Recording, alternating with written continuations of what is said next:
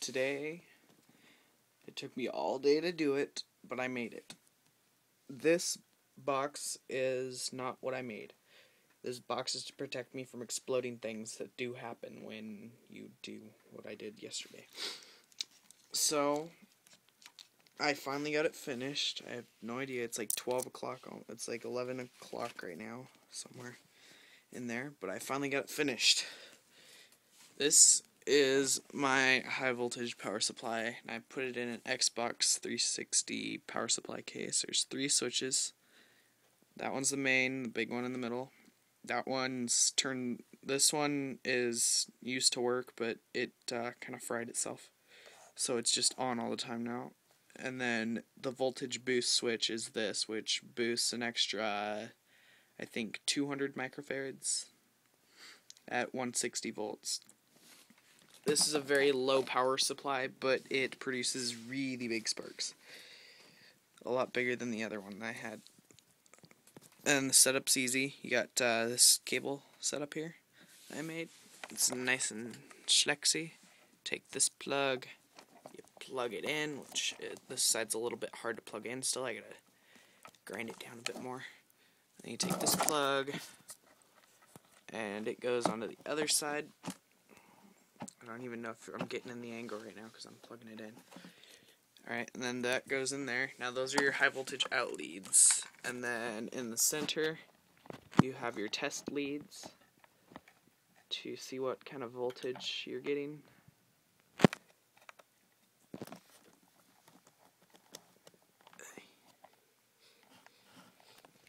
And then you turn on your tester. You get the wires the hell away from you, so you don't touch them accidentally like I did earlier and shock the crap out of myself. It was not pretty at all. And then you take this power supply here, which is the one that I tried to use yesterday for something. I don't remember what. When you plug it in.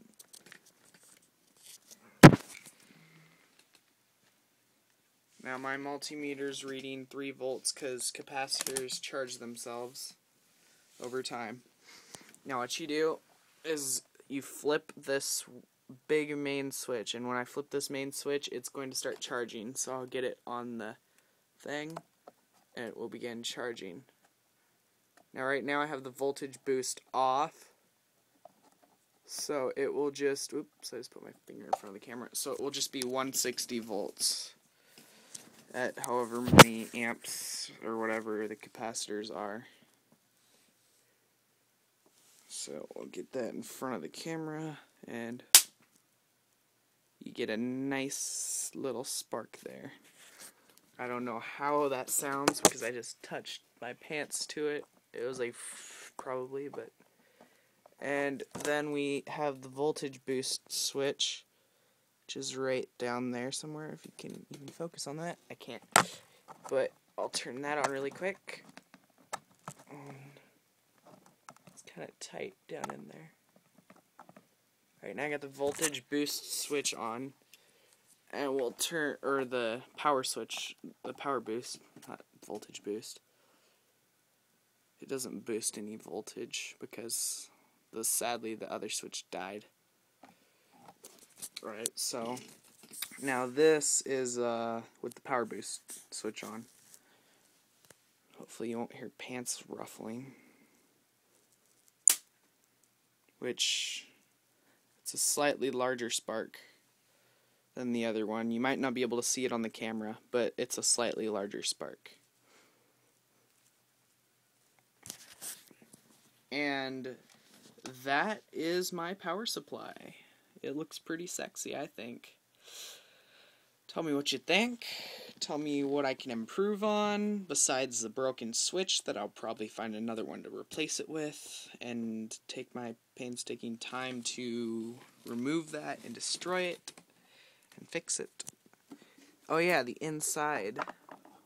That's what I wanted to show everyone in the world.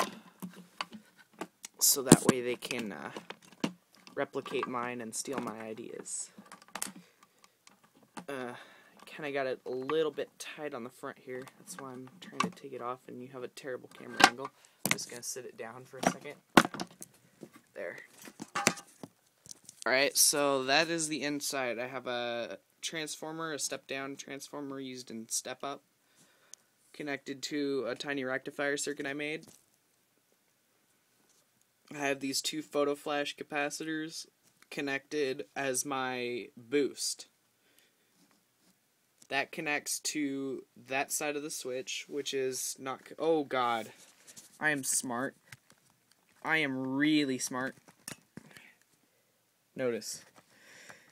I am touching things inside of a high voltage, high amperage power supply without the power supply off and unplugged. How smart is that? Okay. I really need to learn. But now it's unplugged. So you got the switch. The wires go to the switch. Then I have four 160 volt capacitors. And these are of various sizes, as you can see here. And I wired them all together and connected them to that switch, which died. So that switch is on now, though, all the time. And then that connects to there, and then the positive and negative leads connect right there on that spot on the switch. I have no other way of showing it on camera unless I point, which is really retarded. And then there's one there and there. And that's also where I connect my other lead for the tester. And then I just run them out to the outside.